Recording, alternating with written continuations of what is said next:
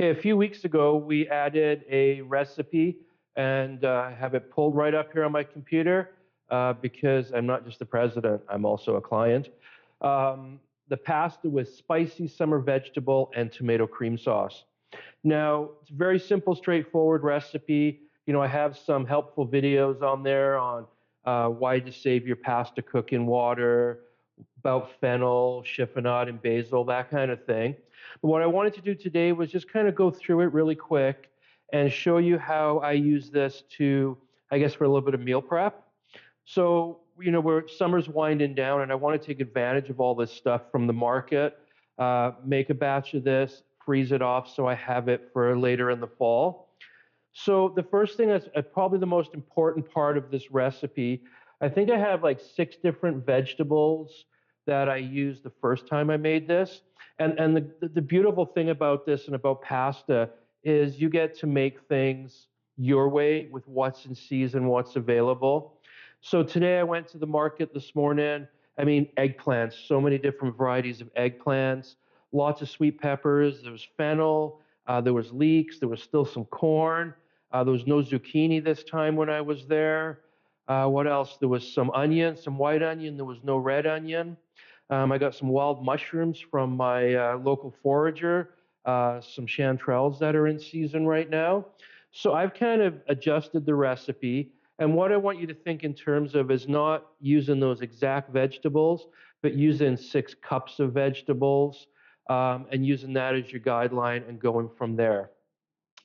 The other thing we're going to do with this, we're not going to add the cream at the end or the basil because I want to freeze this. I want options when I'm done. So I'm going to make the sauce, cool it down, package it, freeze it. And then when I pull it out, in a few months when I want pasta one night, a nice quick dinner, I can reheat it. If I want to add the cream, I can throw a splash of cream in there. If I've got some basil from the store, I can throw that in. Maybe I don't have basil. Maybe I want to use Italian parsley. Maybe I want to use chives. Maybe there's no really good fresh herbs. And then, on the producer page, we have some nice local suppliers of dried herbs that you could use in there as well. So we're going to get over to the pot here. We'll quickly cook it up and we'll talk a little bit more about the ingredients. Okay, so the pan's nice and hot now. And you can just look at how that oil hits it and it spreads out nicely. That's what we're looking for. The next important thing is to let the oil heat up as well. So the hot pan, add your oil, let the oil heat up. I'm having problems saying oil today. Let that heat up and get it nice and hot.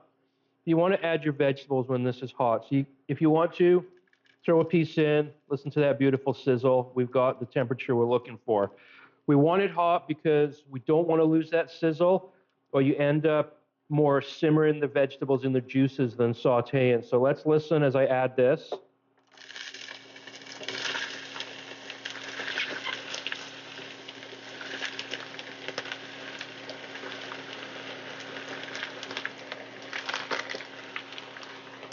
See how we never lost that sizzle? That pan is nice and hot. The oil was hot. And now our vegetables are going to saute. Okay, so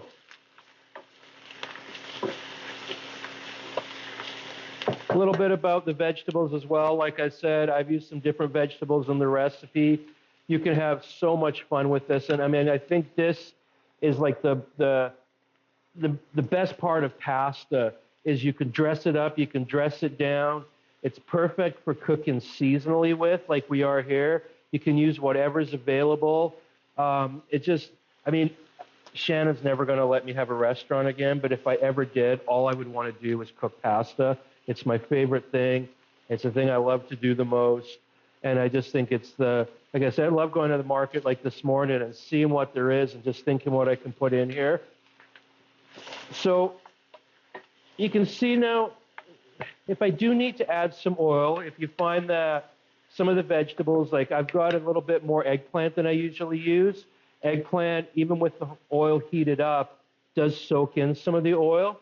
So if you need to add oil to your pan, and this is a rule for any time you're adding oil, if it's a saute pan with the the sides that aren't straight up like this. You would squirt this around the sides of the pan. In this case, I'm going to just move my veggies off to the side, add a little bit. And what I'm doing here is I don't want to add cold oil to my pot or my pan. This is going to allow the oil to heat up. And it gets hot, it's not going to soak so much into the vegetables. And that little bit extra oil just helps lubricate the bottom so this moves around nice and easy. Next thing I'm going to do here is I'm going to add some pepper and some salt. We're building the flavors. We're starting to layer those flavors. We're starting to give a depth to this dish. Something that, is probably lacking in a lot of home cooking. People, they add the salt and the pepper at the end. We're just going to keep adding it as we go, layering those flavors. Now, there's two things we're going to add to this when these soften up, the garlic and the fennel seed. I don't add the garlic right away because the garlic I have minced up, and these are fairly large.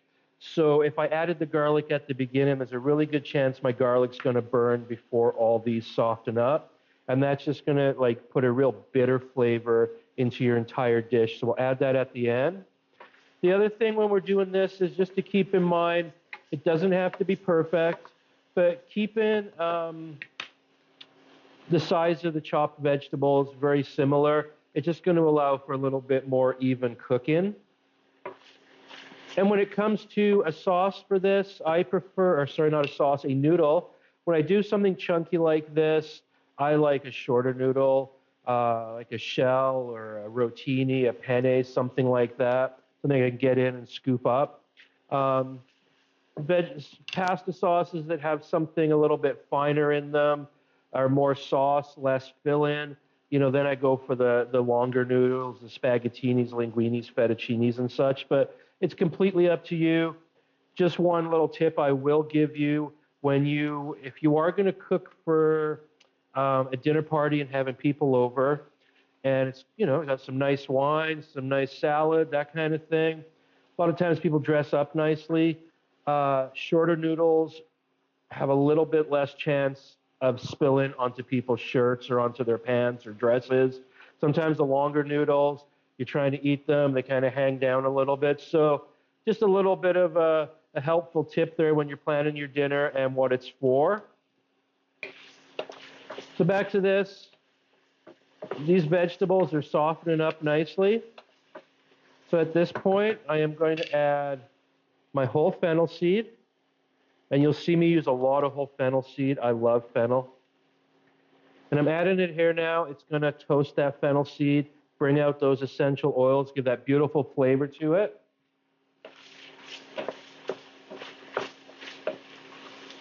And again, if you're doing this at home and there's a little bit more, you want a little bit more oil because things are sticking a little bit, or you think you need a little bit more lubrication in the bottom, just pull everything off to the side a little bit and away you go.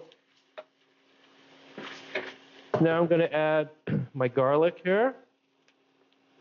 We'll just pop that out. Now what you could do as well on the website, we have a recipe for candied garlic tomato sauce. You could use that in here as opposed to the canned tomatoes. That would be amazing in there. So I've just taken my whole canned tomatoes. I just crush them up with my hands. Then you kind of get the consistency you want. Because it's a little bit chunkier here, I've left the tomatoes a little bit chunkier as well. You see, there we go. So now I'm going to add these in here, like so. I have it is a spicy sauce with some chili flakes and some dried oregano.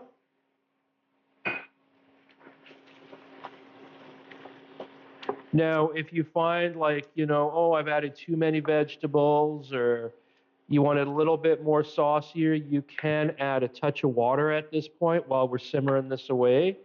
I'm not going to because, like I say, I'm going to put this in my deli tubs, freeze it.